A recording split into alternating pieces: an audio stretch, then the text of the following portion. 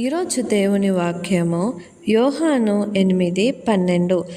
మరలా యేసు, నేను ఈ లోకమునకు వెలుగును, నన్ను వెంబడించువాడు చీకటిలో నడవక జీవపు వెలుగు కలిగి ఉండుడని వారితో చెప్పెను. ఇక్కడ యేసు లోకమునకు వెలుగు అని వాక్యం సెలవిస్తుంది.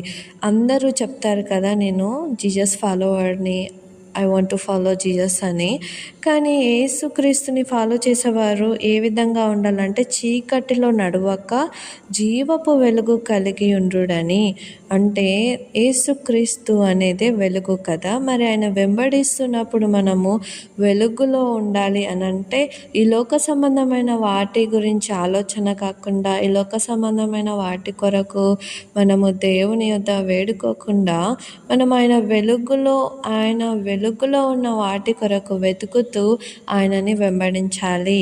అప్పుడే మనము ఈ యేసుక్రీస్తుని వెంబడిస్తున్నట్టు.